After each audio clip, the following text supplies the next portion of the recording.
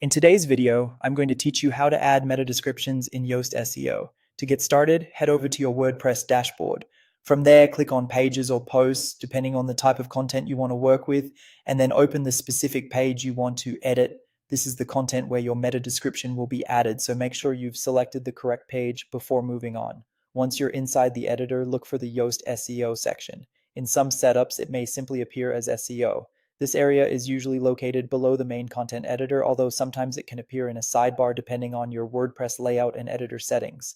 If you don't see it right away, just scroll a bit until you find it. When you locate the Yoast SEO section, click the Edit Snippet button. This opens the snippet editor, which is where you can control how your page may appear in search engine results. It's an important feature because the meta description helps summarize your page for people searching online. Next, click into the meta description box and type a concise, engaging summary of the page. A good target length is about 120 to 155 characters.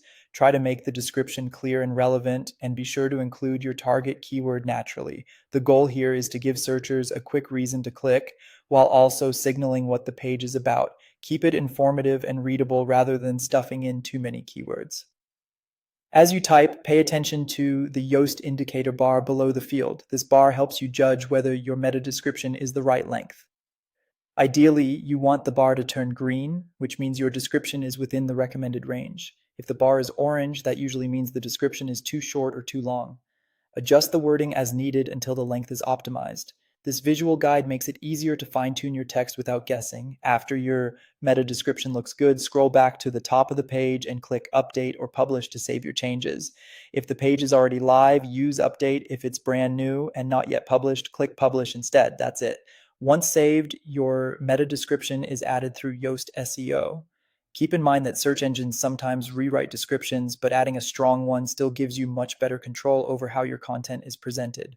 If you're optimizing multiple pages, repeat the same process for each one to improve consistency across your site.